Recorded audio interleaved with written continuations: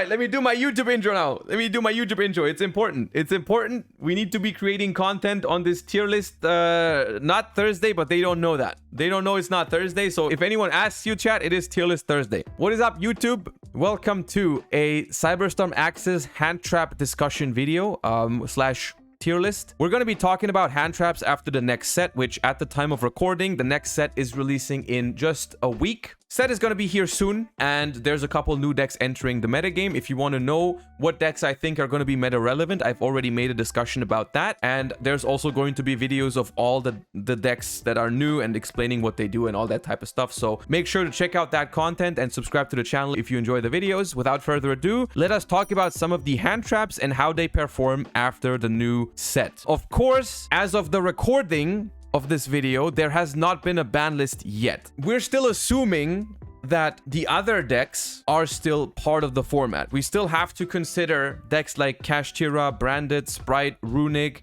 when we're looking at these hand traps. But of course, I want to put some focus on how do these hand traps perform specifically against like purely Super Heavy Samurai, the new type of decks, right? And so that's what we're going to be doing today. We're going to put them into categories. I have updated the categories a little bit. They're probably self-explanatory. We don't need to explain that. We're starting with Ash Blossom, which typically in most formats goes into this category. I think in the next format, the card is decent. I think Ash Blossom is never going to be lower than decent. Specifically against Super Heavy Samurai, the card is not that good. Against Purely, the card is all right. You can use it, but the deck is still very consistent, and I think it plays through an Ash Blossom decently consistent. If Branded is a top tier deck, then you're still gonna main deck Ash Blossom. But against all the other decks in the format, the card is only decent. It's okay against Kashtira, it's okay against Super Heavy Samurai, it's okay against Purely, it's okay against Runic, but it's only okay against those matchups. It really is not that great in general, but it still is playable for sure. Bell, I think, is a card that goes into this category, which is a category that I named this way because it's for cards that are definitely not mediocre, because in some matchups they're very good. These are cards that you want to probably side deck in the next format. You probably want to side deck Bell if you're really worried about certain matchups like Branded with Branded in Red or Expulsion, if you're really worried about Math Mech, you know, Math Mech. If you're worried about those types of Math Mechs, against those types of decks, then Bell is a good side deck card. I don't think it has enough applications against the meta decks, right? Bell is an okay side deck card. I don't think it makes the cut into the main deck. The same goes for Bystials. Bystials unfortunately have almost no applications against Super Heavy Samurai or Purely either. So if you want to side deck Bystials for the matchups where they're good, go ahead. I don't think they're going to be main deck options for anything that isn't Dragon Link slash Bystial Synchro slash Bystial Control. Those types of decks exist. In other decks, you're not going to main deck Bystials, I think.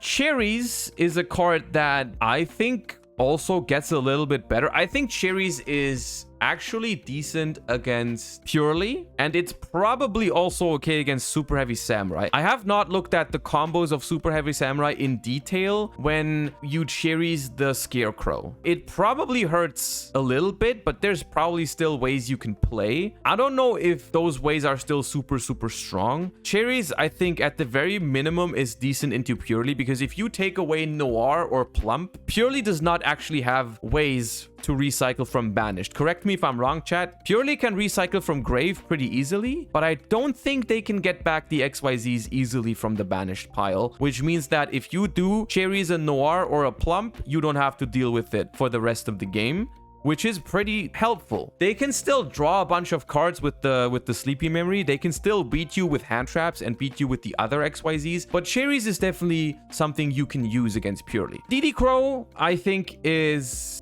mediocre simply because all the decks that you could use DD Crow against, you can just use Bystials. Like, this card is decent against Despia. This card is decent against Math Mech. Bystials just do it better, I think. You can DD Crow the Purely spells, but that is a very mediocre interaction. Decent against Super Heavy Samurai. Okay, it does hit Super Heavy Samurais. Maybe we'll make it decent. I don't know if it's good enough to actually see play, but it does have applications against the new decks. It's better against Purely and Super Heavy Samurai than a Bystial. That's a fair point. I still don't know if that's the reason to play DD Crow, because against those decks, you could just play other hand traps and they're probably better. I hate to break it to you because I'm not a big fan of this card whenever it becomes like a playable card, but Droll Lockbird looks to be a mainstay in this next upcoming format. This card hits a lot of decks really hard. It's the only hand trap that consistently stops Super Heavy Samurai, no matter how many extenders they have. All the other hand traps, they can very easily play through by just having this or that extender. Droll Lockbird just stops them. So Droll Lockbird is very good against Super Heavy Samurai. It's obviously decent against Kashtira.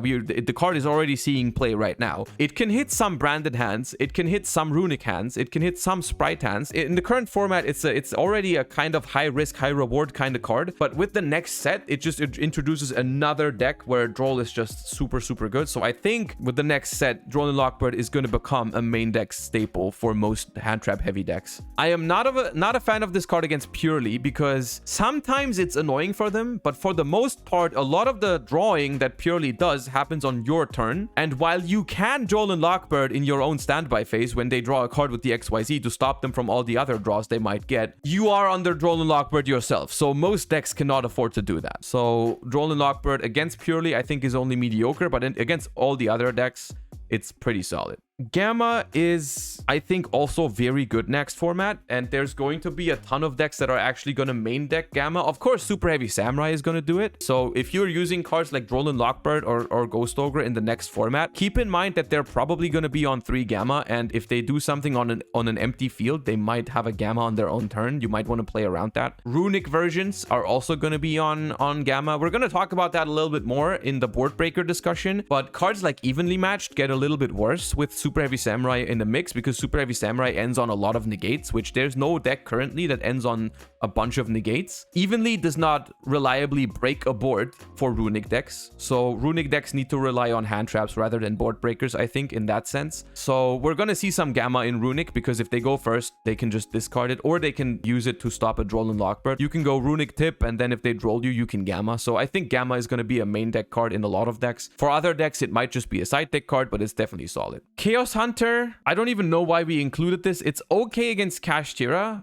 but that's pretty much it. I think the only decks that are gonna play Chaos Hunter or should play Chaos Hunter are the ones with Mannequin Cat. Like runic sprite decks, basically, that want to have an out to shifter with Mannequin Cat. That's where I see Chaos Hunter see play next format, like as a one of. Other than that, probably not that good. Infinite Impermanence, I think, goes into the very good category if your deck wants to play a lot of hand traps. There's a few exceptions to this where Effect Veiler actually is better than Imperm in the next format and Mourner. We'll talk about that in a second. Basically, Imperm and Veiler and Mourner, Effect Negation is in a solid spot, I think, in the next format. There's a few decks that specifically don't want Imperm, which makes me put Veiler even higher, because those decks are basically Super Heavy Samurai can't play it because it's a trap card. They need no spell and traps in the graveyard, so you can't play Imperm. Purely also does not want to play Impermanence because Purely does a lot of drawing on your opponent's turn, so you want to play hand traps that you can use immediately when you draw them. Imperm does not let you do that. If you draw an Imperm on your opponent's turn, it's dead, right? So you want to play Veiler in that. Also, Veiler is specifically good in Purely because it's not once per turn, so if you do pull off a combo of like drawing 4 to 6 cards, it can definitely happen that you draw multiples of a hand trap, which makes Veiler pretty strong. I think Mourner is in a decent spot. I don't think it's as good as Effect Veiler or Imperm. Those two cards are specifically better against Super Heavy Samurai than Ash because they can stop the Scarecrow Link monster, which is a very decent choke point. But be aware that Veiler, Imperm, Ash, Mourner, all these cards against Super Heavy Samurai, one hand trap is never going to stop them, which is crazy to think about it because it's a 1-card combo, but one hand trap doesn't stop it. Well, some hand traps do, but Veiler, Imperm, and Ash don't, which is kind of crazy. Like, I can't remember the last time we've had a 1-card combo that was not stopped by Ash, Imperm, or Veiler. But all 3 of these cards do not stop the 1-card Super Heavy Samurai combo completely. Speaking of a card that can, Ghost Ogre can theoretically stop the Super Heavy Samurai combo completely if you Ghost Ogre the scale. The one thing that you need to be careful of though is that if they start with the scale, they might not have a monster on the field yet. So if you Ghost Ogre the scale, they might have Gamma, and they're all gonna play Gamma. It's a high risk kind of deal, but I do think Ghost Ogre is very solid overall against Super Heavy Samurai. Ghost Ogre is also decent against Purely because you can hit certain cards that are really annoying. You can hit the field spell, which can be annoying. You can hit the continuous spell, which can be really good. You can hit the XYZ in your standby phase. Like, Ghost Ogre is a very versatile card against Purely that has a lot of decent targets. There's no target against Purely where you can say like, yeah, if you hit that card, it's completely game winning. Not really, but it's very solid. It has a lot of very solid applications. Whether that's enough to main deck Ghost Ogre, I think remains to be seen because the card is notoriously bad against some other decks. Like, it's not very good against Branded. It's not very good against Kashtira. Yes, you can hit the Birth Revive, but that's about it. If the meta really shifts towards Super Heavy Samurai purely, maybe because of a ban list, who knows? Copium, surely we get a ban list soon. Then Ghost Ogre becomes a main deck card. Like, for example, in the OCG right now, Ghost Ogre is a main deck card because they have Super Heavy Samurai and Purely as their top threats, and the Kashtira and Sprite and whatnot have all been hit on the ban list far more than they have been for us. So they don't have to worry about it as much. So they main deck Ghost Ogre. But for us, I'm not sure if Ghost Ogre is going to make the cut for main deck. Lancea, I think, goes to the very bottom of the good against some decks, maybe even mediocre. Actually, let me put Chaos Hunter in the bad category as a hand trap. As a one-of Mannequin Cat target, it's okay, but I don't, as a hand trap, it's bad. Lancea, on the other hand, is okay. It's like probably mediocre because against Kashtira, which is pretty much the only deck it's good against, you probably rather side other cards. It's good against evenly in some decks, but I'm not a fan of Lancea in theory right now. Nibiru is a card that I think is solid against Super Heavy Samurai, actually. Like, Super Heavy Samurai has no real way to play around Nibiru in the sense that they will always play into Nibiru. The problem is that they can always do something after the Nibiru. They force you to Nibiru very early because they can make a Barone very early, but they don't make the Barone before 5 summons. They need more than 5 summons to get to Barone. They need a very specific hand to get to Barone before 5, I think. Some of them even play the Stardust Dragon in the extra deck, theoretically, to make the Barone immune. It's not very common that they do that. I think that's going to depend on how common Nibiru is. Like, if Nibiru is super common, they probably play the Stardust. If Nibiru is not common, then they won't play the Stardust. Simple as that. I think Nibiru always does something against Super Heavy Samurai, but it doesn't stop them completely because you have to nib them very early and they can still play a lot after. That being said, I think if your deck is very hand trap heavy, then Nibiru is okay against Super Heavy Samurai because if you can pair it up with an Effect Veiler or an Imperm or a Gamma, then suddenly it could become pretty strong, right? Because then you can just let them make the Barone, let them keep playing, and then when they threaten to make Appaloosa or another Negate or whatever, then you can like nib plus Veiler or nib plus Imperm, and that's actually pretty good. It's obviously also okay against Kashtira if they commit into it, which that's another, you know, question for another day, whether Kashtira players will be able to go for like zone locks and stuff in the next format. That's something we don't know yet, but the card is obviously playable against Kashtira, and it's also okay against Sprite if they go for the sprint first, if they don't go gigantic first, or if you can pair it up with a Veiler or Imperm for like red and whatnot, then nib could be okay against Sprite. I don't think it's going to be a main deck staple unless the format changes. Also, Purely doesn't really play into it. If the card is popular, Purely can definitely play around it, so I don't know.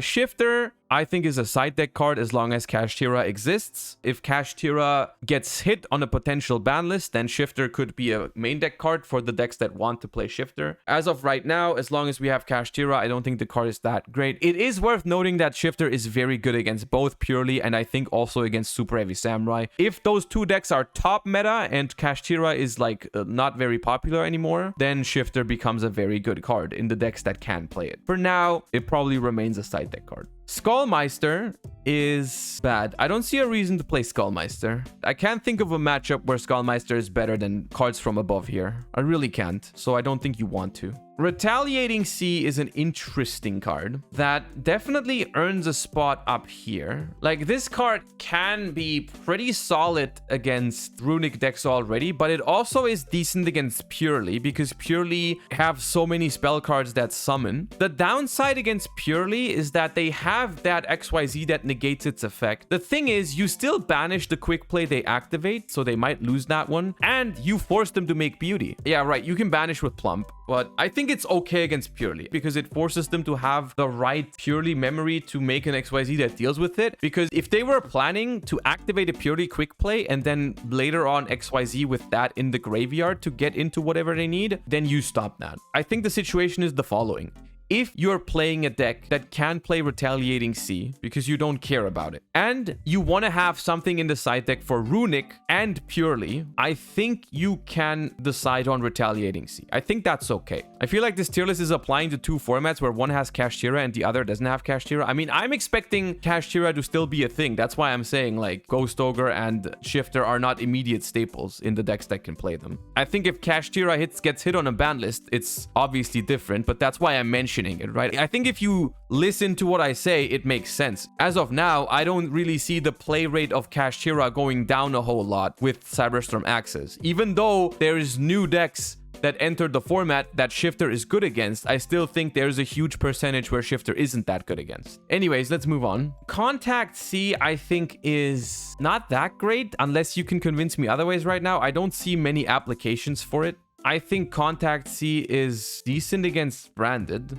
but against the other decks, I don't really see it. Like, Super Heavy Samurai can definitely prepare their extra deck for it. It's a level 6, so they can just make Barone if they have a tuner. They can play a Link 2 to link it off. It's not very good against Purely because they play Link 2s, so they can just make a Dark with it. If you side Retaliating against Branded, you could side one Contact C alongside the Retaliating. I don't hate that idea, right? If you already want to play Retaliating because it's okay against Runic, Branded, and Purely, you can also play a Contact C to just add to the Retaliating against the Despia matchup. That's fair. I can get behind that. In that use case, I think it's a decent card, but overall, just as a hand trap, I think it's mediocre. All right, those are the most important hand traps after Cyberstorm Access. I will say I think hand traps are in a decent spot overall after the next set. I think hand traps will become better simply because Super Heavy Samurai is a deck that you need hand traps against because the deck doesn't really lose to any board breakers except for stuff like Dark Ruler or Sphere Mode, which are typically not really good main deck cards. A card like Evenly Matched that has seen a lot of play in this current format because the decks don't really put up negates, that will be a lot worse because Super Heavy Samurai actually puts up hella negates, right? And so in those types of matchups, you tend to really want hand traps. And so they get better, they get more important. I hope this tier list helped you understand which ones are good against which of the new and old decks. If it did help you, subscribe to the channel. Also, if I missed any hand traps that you want to know something about, or if you have any other opinions that you want input on, make sure to leave a comment down below. Hope you enjoyed the video, YouTube, and keep your eyes open for the tier list for board breakers because that's what we're going to do next. And I'll see you then. Until then, thanks for watching and bye-bye. Do not ask his thoughts on Kuriboh. Yeah, do not do that.